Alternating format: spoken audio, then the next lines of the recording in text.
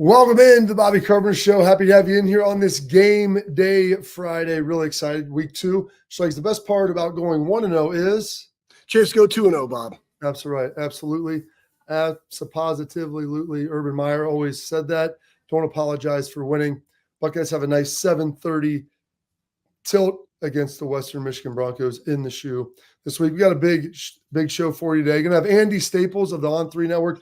Does as good a job as anyone breaking down what's going on, in the SEC, but really across the national landscape. Dude is locked in as anybody. So he's going to join us in the second segment there. Talk a little bit about that. We're going to have some more keys to the game. Wrap up the show with Dude of the Week. We got some questions from Tailgate Talk, some comments, some great stuff that's always thrown in the chat, obviously, in the comment section. So really appreciate that, folks. So listen, if you're out there, like, subscribe, please leave comments. If the comments are great, fantastic. If you've got questions, throw those in there too. We will get those answered for you there. And if you're watching on Bally's, as always, we greatly appreciate it. So a little bit of news off the jump, Schlegs. Ryan was talking this week about his first game not calling plays since he's been at Ohio State.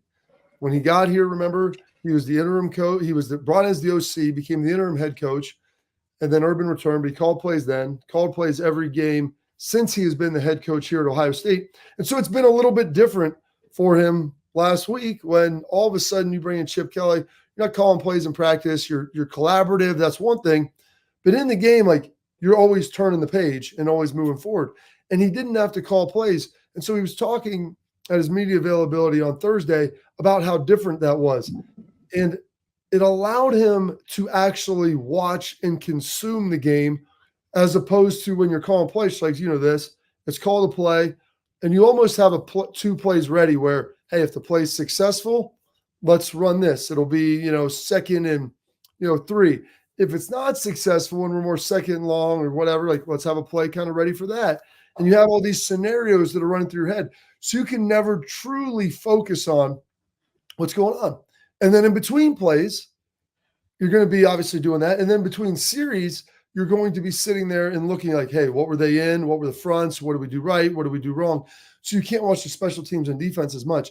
So he talked a little bit about how it was nice for him to kind of dive in and be able to actually holistically coach the entirety of the football team and what was going on in game.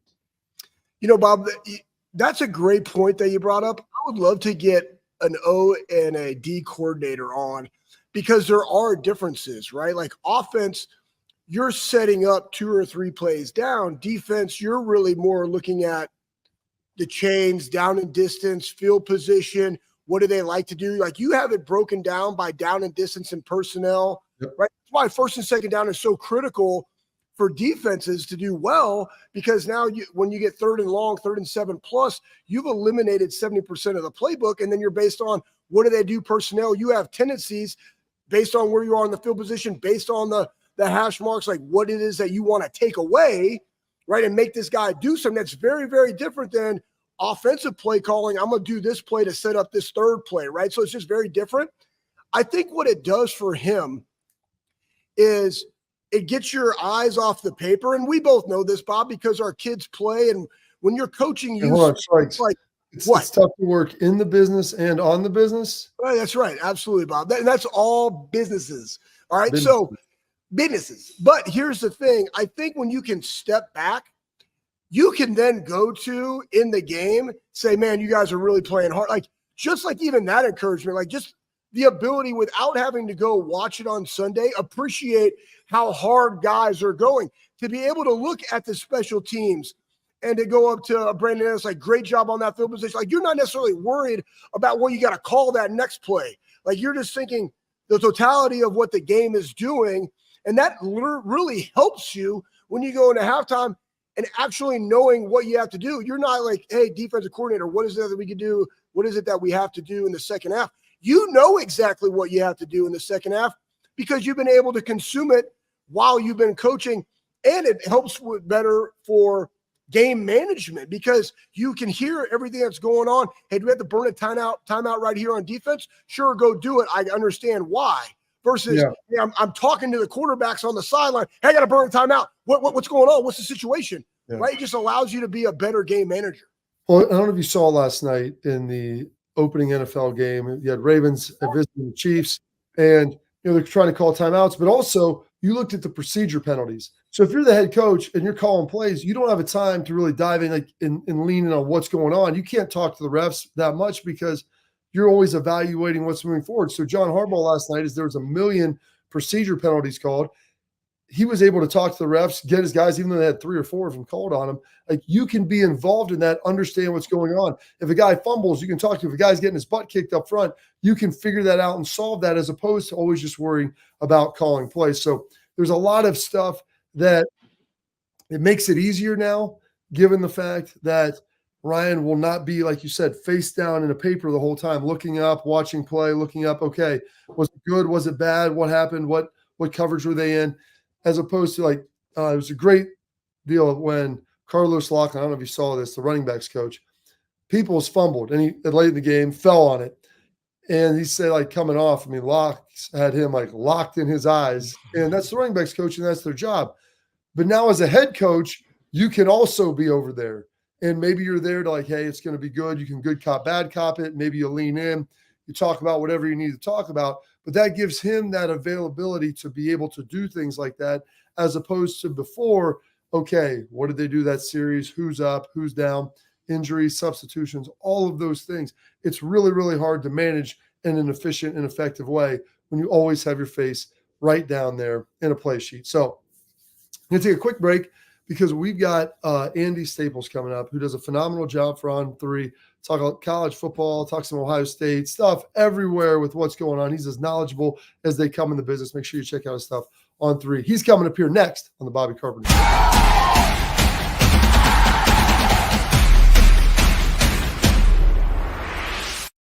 We were called soft last year. You don't want to be soft, especially when you come to the playoffs. So that's going to be a process throughout this season of establishing us as a harder team here in the. I'm Garage Beer, and this is Bobby Carpenter. Garage Beer. Beer-flavored beer. Beef with an F? Okay, my bad. It's crisp and cool, and it doesn't taste like... I'm Bobby Carpenter. I drink in garages because my wife says I don't belong inside. If you like a cold breeze on your bag, drink Garage Beer. It's American, and so can you. Garage Beer. Beer-flavored beer. I don't buy into this nonsense, this conspiracy nonsense that he's got his money and he's dogging it. That's ridiculous.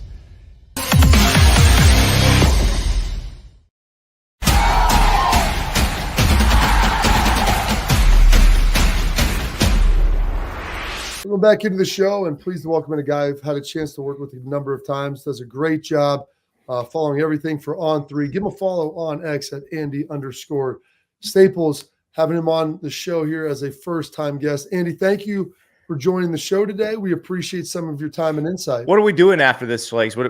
I see the squat rack in the back. What's today? Today was already heavy leg day, right? So we had actually, it was really fun. We had a group at the Armory come in, bunch of men's weekend, but they came in, got all their testing, and then later on after this, I'm going to beat them down. But I already hit really heavy leg day. My legs are feeling nice right now. So, but now I'm talking to you, and my question for you, Andy, is one, you're also the namesake for a big box company of Staples. Question is, right next door to you, do you have an easy button right there when all these people are tweeting at you and all this different stuff? Like, boom, that was easy. Like, do you have that literally on your desk? I should. Nobody's ever given me one of those. I would love one of those because I feel like it's a missed opportunity for everyone. And it is funny because everybody's like, "What is that? Your company?" Like, no. Like it is literally an office supply, and they just picked they could have called it paper clips, but they called it Staples. But what's weird is there are other because the most famous Staples before that company came about, they were singers, like the Staples singers. Their last name is actually Staples, Mavis Staples, Pop Staples. They'll take you there. But now there's 3 Andy Staples in the world that I know of, and we all have very weird, cool jobs. Like one is a golf course architect. Okay. I believe he does some work in Ohio. And then one's like a session bass player that if you're cutting an album, they'll hire him. So It is a requirement if you're named Andy Staples, like you got to have a cool job. Well, you certainly have a cool job getting to cover college football and everything that's going on with this. Before we get into some of the games and everything we saw last week leading into this week, two interesting kind of off the field topics that have kind of come up. And I saw you talking about on X. First, we have the House case, which seemed like it was decided, and the judge isn't necessarily liking the verbiage around some of the NIL terminology about, I guess, kind of eliminating the boosters and how it's going to be related to companies on top of what they would be getting from their revenue share. And then also some of the tie-breaking processes for these mega conferences now when you may only play 5 teams that are the same and you never play each other. How the heck are we supposed to figure out where people rank? Yeah, it's crazy. So the House settlement thing is interesting. And I said this when they initially said, here's what the settlement is. I said they're going to have a problem with this part of it because what the schools want to do is like they have it's sort of like a dog that keeps getting hit on the nose with a rolled up newspaper. Like you say, no, you can't destroy that toy. You need to chew it nicely. And they're like, the NCAA is basically like, oh, we can't destroy that toy. How about if we try to destroy that toy? And they're just like, no, you can't do that. But what if we wanted to destroy the toy? And that's it over and over again because they keep coming. The schools in the NCAA are like, okay, so we're gonna share revenue, but that's gonna be the cap, and all of the NIL deals have to be quote unquote real NIL. And if they're over $600, we're gonna investigate them, and we're gonna keep a database, and we're gonna require private citizens to give us their financial data that we have no right to. Yeah, you can't do that. Like you can't unilaterally restrict people from earning money unless it is like it has to be collectively bargained. So they can keep trying to do that. And so Judge Claudia Wilkin, like her job with this settlement situation is to approve the settlement if it's not going to bring more lawsuits into her courtroom. Like they got enough lawsuits in the federal court system. They're trying to avoid more. And so she's like, this will just cause more lawsuits. Go back and fix it. And they're like, but that's what we want to do. And she's like, I don't care. Go back and fix it. Yeah, I was actually trying to find, you had a great tweet because like, to me, and I think you and I have the same thought on this. The collectives and donors, right? You brought up like, when is this NIL bubble gonna burst, right? And especially for teams, you're like, hey, listen, they don't like the coach. They don't like where the team is or the athletic director. They're going to stop giving money. And also, I believe at some point, businesses, right, are going to say, what's my really true ROI? Do I want to continue to give money? Like, is it really moving the needle? Like, because this guy drives a Ford, is everybody going to drive a Ford? No, I'm going to drive a Chevy because I've always driven Chevys, right? So I think at some time, it's all going to balance itself out.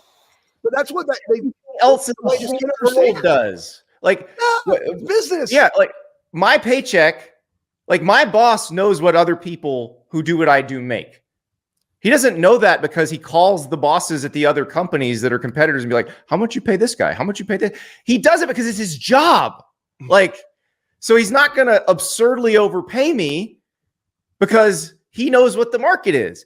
And the NIL thing's been around for 3 years. The market has already kind of figured itself out and leveled out. And you're seeing it now. You're seeing most freshmen get less. Certain freshmen get more. The people who get the most are retained guys who are the best player on their team or impact transfers who will instantly walk in and be the best player on there. Like Caleb Downs is a good example. It's at Ohio State. Like he's the best safety in the country. Pay him whatever. But like the 25th guy in your recruiting class, no, you don't have to pay him very much. Like they've figured this part out and they'll continue to figure out. And there's only so much, like there's not an unlimited pot of money. And I know what about Phil Knight? What if he wants to buy a national championship? Didn't Oregon lose to Washington twice last year? Like, it doesn't seem like that's working. Well, I think to Nick Saban's point, it's not about paying guys. It's also about paying the right guys, like to make sure that you have made the right decisions in your evaluation process is sterling, because if not, like every team in the NFL would be right at 500 or around there because that's the way the league is designed to be. The second part of that, Andy, looking at these conferences, at what point do you think we're going to see a problem with some of these tie-breaking procedures where people are furious about, hey, I know that we didn't play head to head, and this is kind of even here, but we're going like to the 5th tie-breaking protocol, where I think in Big Ten it's like the sport track, why am I blanking on the analytics firm's name? But yes, there's an analytics firm that they use that the CFP uses for data. The SEC has this crazy formula that's essentially like what you gave up versus these opponents versus what was, relative to the average of what they gave up defensively and offensively and scoring margin wise. The one that I like the most of the deep down time, because I don't think they're ever going to get, like, SEC has a random draw at the end. Big 12, we just found out, has a coin flip, which I really hope is at a gas station or a truck stop. Yes. But the one I like the most out of this is one of the SEC like deep down ones, because I don't think you'll ever get past this one. I don't think they'll get to the weird mathematical formula. And I think the Big Ten has this too. I have to go back and look. But it's essentially, if you got like a 3-way tie, they basically figure out the combined winning percentage of your conference opponents in conference. Yeah. So essentially a degree of difficulty on your schedule. And if you had the tied record with the most difficult conference schedule, that's fine. I am perfectly fine with breaking the tie that way. Like, that doesn't bother me a bit. So I'm hoping it never gets past that. Like, and it would take some weird math to get past that. Yeah, I'm with you guys. I'm hoping, like, in the SEC, that it's done at like a truck stop, like coffee shop, like in the middle of the night, Friday Night Lights-esque. Well, SEC is a random draw. So that's going to be like the lottery, like the frozen envelope with David Stern and in the NBA. And then, the Big 12's the coin toss, which so like, you played high school football in Texas. So, like, everybody in Texas knows the story about Midland Lee and I believe Odessa Permian, I think, were tied for a playoff spot. And it was literally decided by a coin toss at a truck stop which one got to go to the playoffs. And that's what I want to see. I want to see a Waffle House in the middle of Alabama or Mississippi. And you got, like, there's Lane Kiffin there, and, like, whatever. Brian Kelly's there. Yeah. And they're like, another team's there, and they're just like, here we go. Boom. You draw. And it's literally just a short straw. Like, it's not even like a name. Please. It's just, something like that. Or maybe they fry it up in the waffle, and the waffle that you get says you're going. Like, that would be even better. Oh, if LSU's involved, let's have a king cake. Like, whoever gets the king cake baby gets to go to the SEC championship game. That'd be amazing. That would probably be some home cooking. And we got college football going on this weekend. We got a big game in the Big Ten. And one thing that stood out, though Quinn Ewers was only here for a hot minute, okay?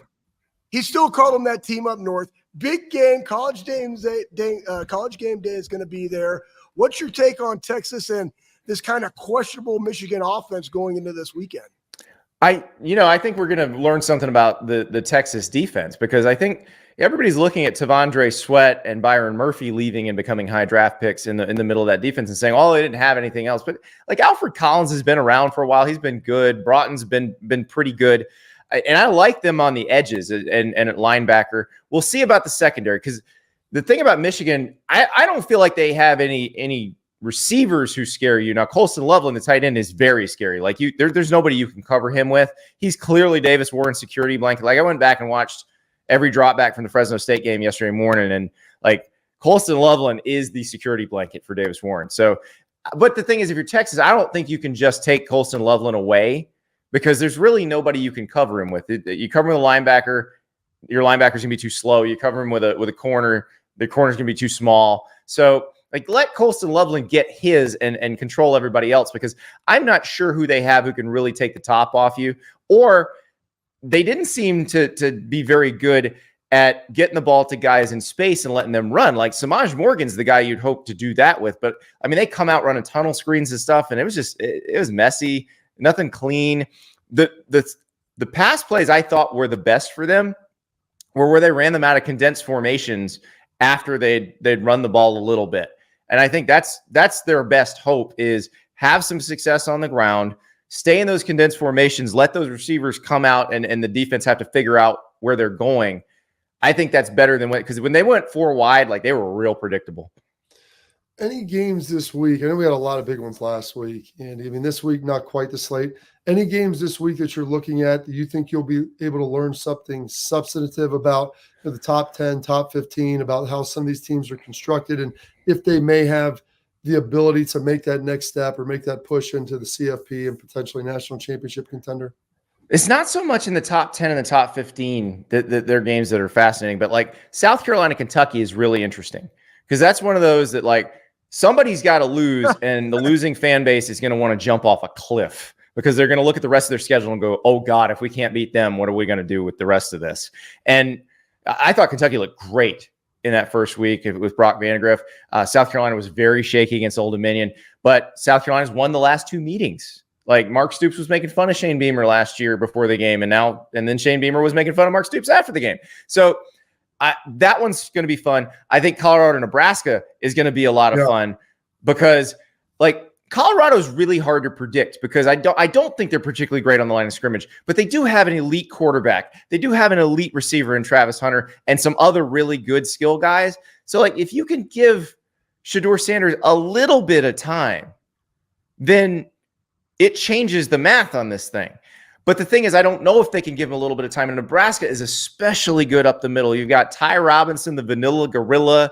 You got Nash Hutmacher, the polar bear. Like 2 310-pound athletes coming straight up the middle against an offensive line that's kind of shaky. Like that's going to be the difference right there. If he has time, they're going to be able to score enough to keep up with Nebraska, I think, unless Dylan Raiola is just off the charts crazy good, which maybe he is, but I don't know.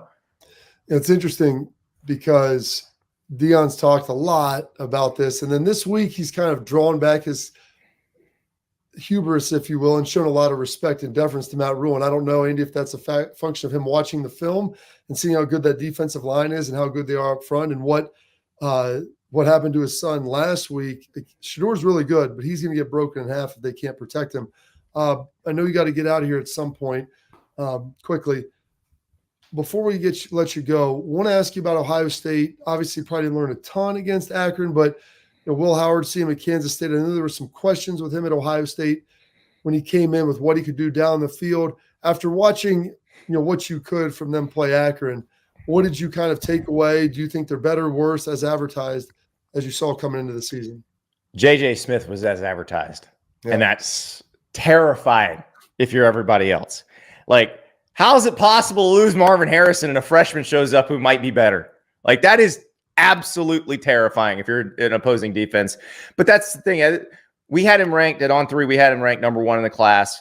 Everybody else had him ranked number 1 in the class. Everybody I talked to said this guy is ready-made. He knows how to work.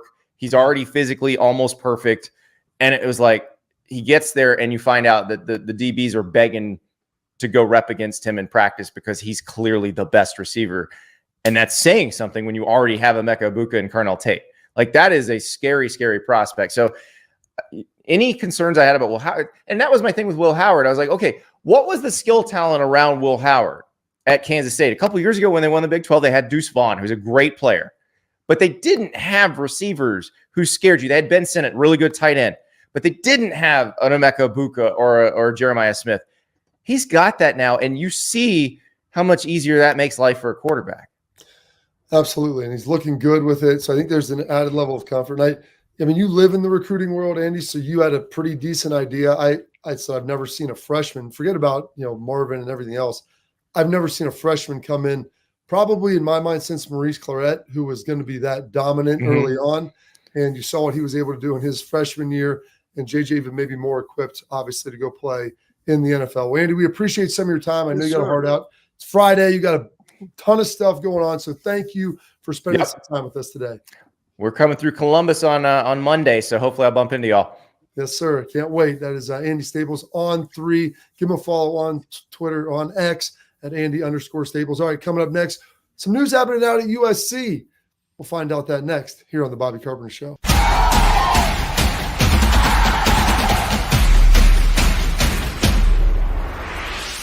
Well, how do they know I'm doing this? Did somebody leak this out? It's social media. Oh. It's just, that's the way social media works now. I thought maybe you were just running that yap.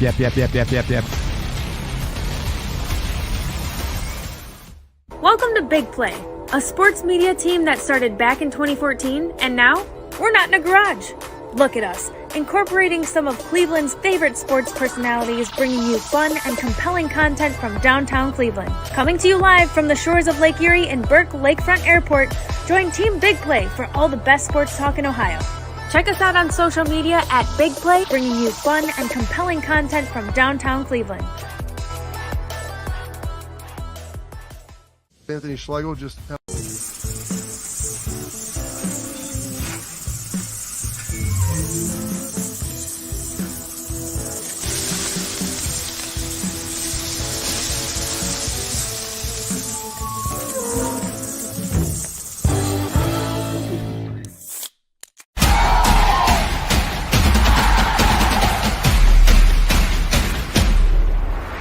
All right, he was absolutely terrific, Andy Staples. Like I said, give him a follow on the X Machine Schlegs at Andy_Staples. Does a great job with On3, breaking down all the recruiting stuff. And he knew about JJ before probably many people did. I had heard so much, and I'm always skeptical when you hear like this guy is going to be great. He's going to be the next this, going to be the next that, because I want to see it with my own eyes. Because I've heard that a bunch, and it's really hard to live up to that hype. But so, do you know what team has the most Heisman Trophy winners in college football? Is it USC? I mean, is that a question or an answer? I'm asking you. Answer. That is correct. I believe Ohio State, Notre Dame, and Alabama are second with 7, while USC has 8 Heisman trophies. So their Heisman Trophy winners are Mike Garrett, O.J. Simpson, Charles White, Marcus Allen, Carson Palmer, Matt Leinart, omitted from the 2005, Reggie Bush, and Caleb Williams. So if we want to throw this up here, Reggie Bush, they had his Heisman Trophy banner covered. It was taken down and wasn't up there for a while due to everything that happened with NCAA. Well, they're putting it back, and they should. They're going to let him lead the men of Troy onto the field, which is tremendous. I'm excited for them to be able to do that. Reggie Schlegel, a contemporary of ours, came out in our draft class. I always found it ironic that they took down Reggie Bush's when they still had O.J. Simpson's up, given the fact of everything that had been tied to him. And he had been accused of while not convicted of. But Reggie Bush getting his stuff back. So I'm pretty excited for him with that. Well, think about that run, guys, of USC. I mean, when I just saw this picture, and I played with Carson with the Bengals and actually hunted in his backyard and shot a deer when I was playing with the Bengals, like literally right outside his backyard somewhere there in northern Cincinnati over Thanksgiving back in 2007. Anyways, just 03, 04, 05. That's amazing. 100% Reggie Bush should have that banner back and his Heisman Trophy back. But it's good to that's kind of pretty there at the Coliseum. Oh, it's beautiful. It's a good, gorgeous site. And I did misspeak. It's not Alabama. Alabama has 4. They are in 5th, I guess, because there's a 3-way tie at 7 with Ohio State. Gosh, what did I just say? Ohio State, Notre Dame, and Oklahoma with USC, which they were only crediting them with 7, given that Reggie's was given back. But I think the Heisman Trust are going to get that back to them and everything. Because we talked to Andy Staples, they're arguing about getting money to players, capping it, everything that's going on. So it's good to see Reggie Bush get that back. And maybe one day, Schlegs with Archie's Heisman just being unveiled, Mr. Two-Time, the 50-year anniversary that we talked about last week. Maybe there could be another Heisman Trophy here in the future for Ohio State with one of their current players on the team. We'll see how that ultimately develops and how that moves.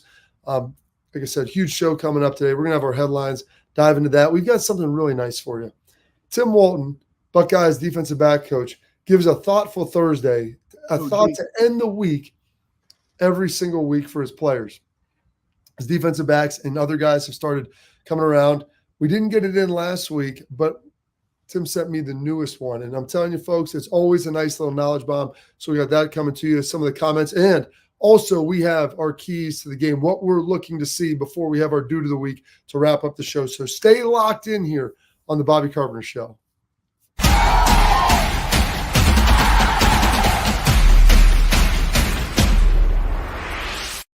We were called soft last year. You don't want to be soft, especially when you come to the playoffs. So that's going to be a process throughout this season of establishing us as a harder team here in the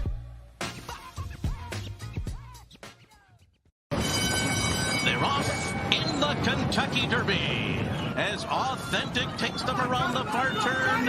Tis the Laws making his move now, and they're into the stretch. These two stride for stride. Authentic, Tis the Law. Here's the wire. Authentic has won the Kentucky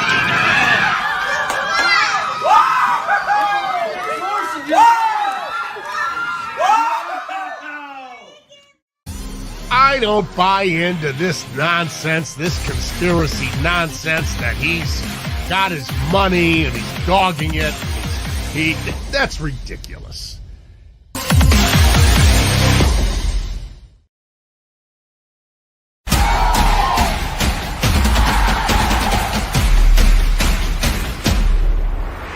All right, Schlegs, now we're going to dive on in to our headlines. And our headlines segment is always brought to you by our friends over at Affinity Whole Health. They offer personalized treatment plans to help you feel better, whether you're suffering, struggling with weight loss, low energy, muscle loss, poor sleep. They can help you with all of it. Affinity Whole Health, they offer expert guidance to provide customized plans for you to get you feeling the best way you can and safely reach all your goals. They do it for me. They do it for members of my family, my friends, folks. I'm telling you, they're fantastic. They're in Ohio, everywhere with Cleveland and Columbus. They're in Indy. They're in Chicago. They're all over the place. So go check them out for your free consult at affinitywholehealth.com. All right, Schlegs, I gave you a little bit of homework. Okay. Yeah. Now, I want you, hopefully you did it. And I know you're a big procrastinator here and you always don't get your stuff done on time. Even though you went to the United States Air Force Academy, I would have thought that would have taught you the requisite discipline as well to be able to get that done. Unfortunately, you haven't, but I'm going to get your 3 keys to the victory. So we're going to alternate back and forth. So I'm going to ask you, sir, what's your first key to a Buckeye victory is? It's really not a key to a victory. It's just what I want to see because they should win. My thing is fast. Yes, what we need to see what we need to see, fast start. Yeah. Fast start. I want to see if that, regardless of where you are, do I think the defense will start fast? Yeah, but again, I remember back when we played, Bob, we played San Diego State. Remember first play of the game, like screen touchdown, right? So again, go back, execute, fast start, number 1 key. Yeah, I always bring that up because people are like, what are they doing? This is terrible. I'm like, okay. We were 1-1. We had just lost to Texas. The next week we're playing San Diego State. And San Diego State had been pretty good. They'd given us a run for the money in 2003. They've had a lot of NFL guys. And we start on defense. Nuge kicks a touchback. We go out there. They run a little bubble screen first play of the game. I think I get cut on the edge. Like Dante gets cut. AJ takes a bad angle. Something happens. And I remember looking up and old boys running 80 yards down the field untouched. I think we gave up in total like 160 yards in that game, and that was the only time they scored. So it was literally half of their total yardage. But yeah, it can happen to anyone. And so we watched that slow start last week. So I'm going to dive in a little bit more on that slow start. Like it needs to look crisp in the first half.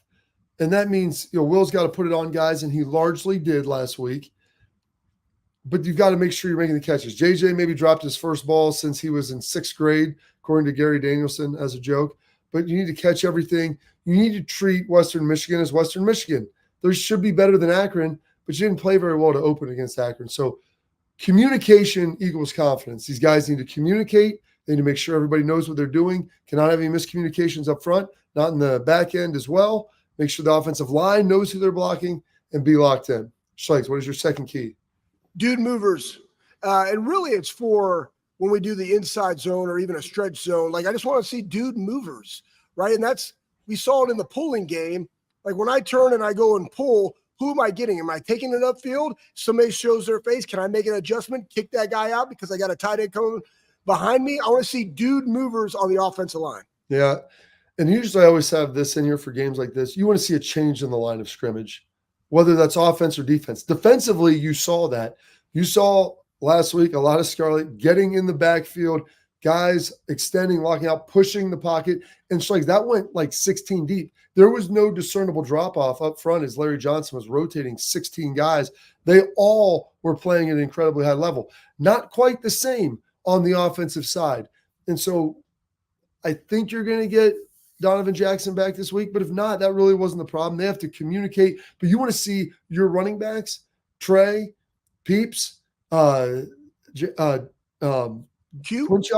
You want to watch those guys like make cuts on the other side of the line of scrimmage, because that makes it really, really hard for linebackers to be able to fend. So changing the line of scrimmage, they did it last week defensively. You want to see it offensively this week as well. So what is your final and third thing you'd like to see in this game? Consistent, fast, hard, and violent. I think our guys are playing very, very hard. I want to see that. Now, again, you're going to go against a Western Michigan team that on defense is going to play a lot of cover 3, just zone coverage. You're going to try to keep everything in front offensively. They rushed for 120 versus Wisconsin. They were terrible on third down. They're going to get the ball out quick, seeing what we did to Akron. So I still want to continue that like turnover thing. But even on that fast, hard, and violent, Bob, I'm going to take it one more step. And that is really the K-Max, the Helo Canoes, the Jason, the Taiwan Malone. Like, I want to see the depth behind Tyreek and Ty Hamilton on the interior defensive line. So you want to see the dudes behind the dudes is what you're saying. Dudes behind the dudes, but everybody playing fast, hard, and violent, Bob. Yeah, there's no reason that shouldn't be the case. I talked about Donovan Jackson getting back out there. Cody Simon, I think, should be ready to go this week at middle linebacker. So part of that is the new communication. Sonny Styles did a great job last week playing Mike linebacker. He moved from safety, which he played his whole career, to my knowledge. They moved him then to Will. Then all of a sudden this week, and he'd been cross-training, he had to go play Mike and had to have the helmet communication, had to be the main communicator. He won't have to do that this week. They'll probably play him at some Mike, but Cody Simon, the Blocko recipient, captain, should be ready to go. Excuse me. And having him back, I want to see how this defense ultimately looks with him in there, how crisp it can be, the communication levels, how they're going to rotate those other linebackers around. And I think that's a big deal. What do you want to throw in there, Schlegel? No, I was going to throw in there, Bob, because you're absolutely right. Like, remember this, guys, somebody goes down, somebody gets taken out of the game, they got the green dot on their helmet, then we got to swap somebody to get another green dot when they're in there. And they're always going to be signal ready. But that's just something that you got to see. Like, hey, let's say we pull Cody out for a play or something, like something happens, comes off the field. No, you got to take a knee because they got to swap helmets. That all goes into the game now that we didn't have last year. Yeah, helmet swapping, dude swapping. I mean, hot swapping. You got to figure that all out. I also like to throw this out here. Schlegel, we're talking kind of keys to the game and everything else. We've talked a lot about the linebackers. Before else, I want to say, like, turnover-free game on offense. Force 2, you want to be +2. All right? So I want turnover-free game on offense, +2 on defense. Last week, able to get that done. You want to make sure that you continue at a high level. There were some scary plays last week where there could have been some turnovers on offense. Let's eliminate any danger. That's your fourth bonus one. Today's Ryan Shazier's birthday. Believe he's 32 years young. He's a linebacker at Ohio State. We're talking a lot about Cody Simon. You know, him kind of, quote, waiting his turn, filled in a lot last year, played a ton, played at a really high level. What does it mean? You're a guy who came from Texas and maybe didn't grow up watching quite as much Ohio State as maybe people in state or even more in the eastern part of the United States. What does it mean to play linebacker at Ohio State? Ooh, great question, Bob. I grew up growing up. I was Anthony Schlegel fullback till I became Anthony Schlegel linebacker, and I just liked watching good defenses. And Ohio State always had that. And to me, what it means to be an Ohio State linebacker is the physicality of it. It's the leadership of it. It's the and we all have a different role in that, right? But to me, the silver bullet defense, playing fast and violent downhill, is really what it represents. And Ryan did that. Like, he played extremely fast. And I would just say for myself, like, I didn't care who made the play. I love Field Alaska Magic. I wasn't making that tackle, but it was just the physicality of it. And I think collectively as a whole, being a linebacker at Ohio State also means that we have the best defense in the country, silver bullet defense. That was what was instilled with me when I got here. That is also why I came here. And regardless of where you come from, like, I met you and AJ, I'm like, these dudes are just like me. And it's the same thing now. Regardless of position, these dudes, this unit is just like me. I want to be my best. And within that room, competitive excellence, right? You're just making each other better. You're talking ball all the time. And when you get an opportunity to go out there, you got to show out, but you show out being physical. That's what being an Ohio State linebacker means to me. Absolutely. And as it should, Schlegel. Well, coming up, we got a couple more segments left. We'll get into a little tailgate talk. We'll share our Thoughtful Thursday with Tim Walton and our Dude of the Week. Stay locked in here on the Bobby Carpenter Show.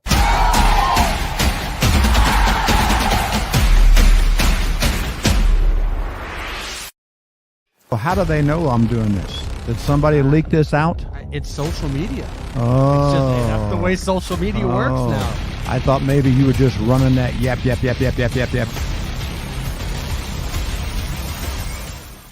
Welcome to Big Play, a sports media team that started back in 2014, and now we're not in a garage. Look at us, incorporating some of Cleveland's favorite sports personalities, bringing you fun and compelling content from downtown Cleveland. Coming to you live from the shores of Lake Erie and Burke Lakefront Airport, join Team Big Play for all the best sports talk in Ohio. Check us out on social media at Big Play, bringing you fun and compelling content from downtown Cleveland.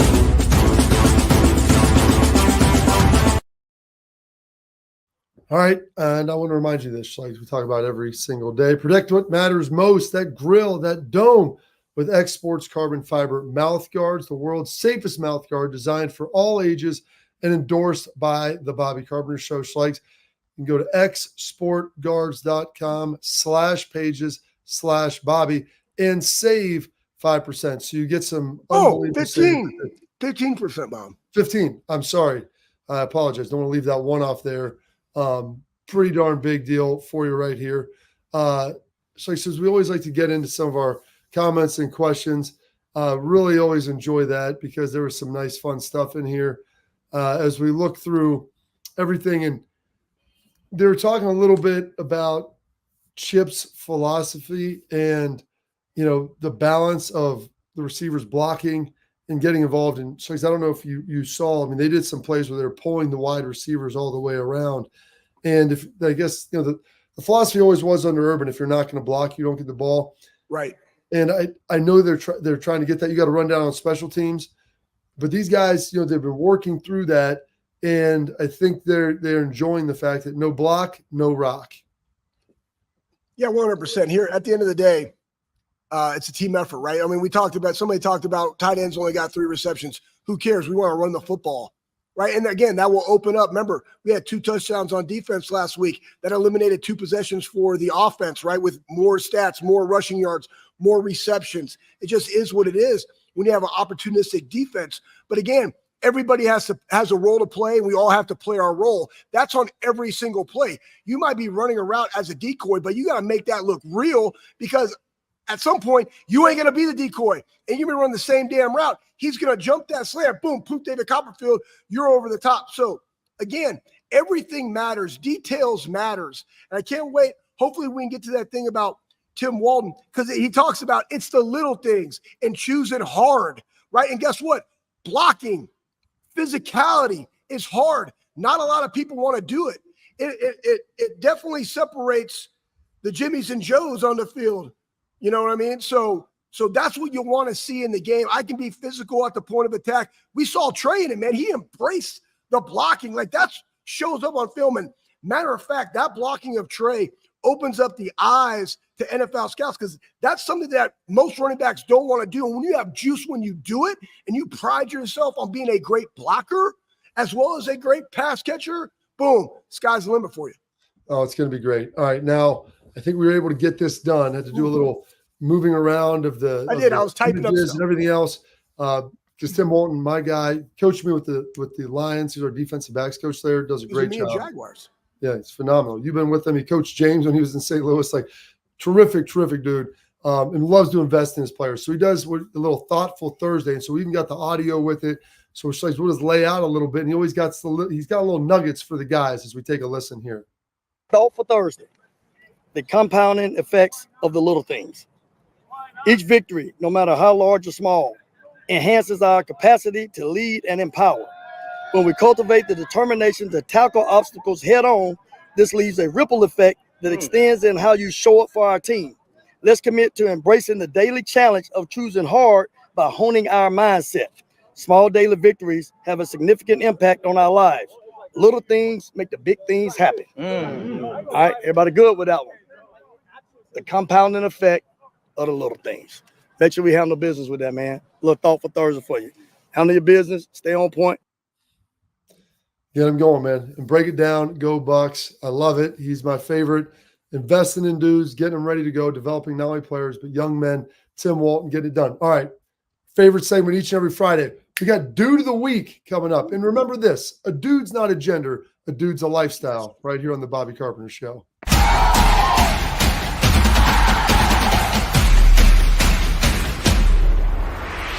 We were called soft last year. You don't want to be soft, especially when you come to the playoffs. So that's going to be a process throughout this season of establishing us as a harder team here in the. I'm Garage Beer, and this is Bobby Carpenter. Garage beer. Beer flavored beer. Beef with an F? Okay, my bad. It's crisp and cool, and it doesn't taste like. I'm Bobby Carpenter. I drink in garages because my wife says I don't belong inside. If you like a cold breeze on your bag, drink Garage Beer. It's American, and so can you.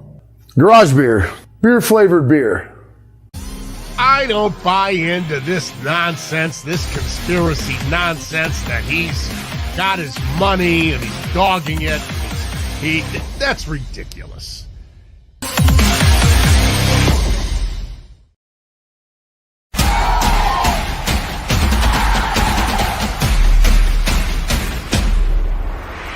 All right, Schlegel, we got Dude of the Week, and I'm excited for this. And before we get out of here, Schlegel, we got to throw a Buckeye score out there for you. I want to hear what your thoughts are. Going to get to this quick.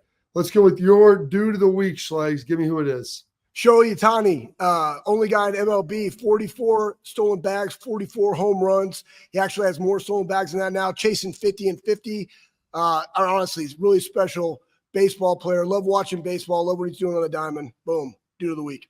All right, my Dude of the Week is not, in fact, a dude, but a dudette, someone who's been grinding for a while at the tennis. And I've got Jessica Pegula. Her parents own the Bills. They own the Sabres. She's get your phone under control. I mean, people have kind of thrown shade at her because she hasn't been able to make a semifinal. She made the semifinals. Now she'll be in the U.S. Open finals.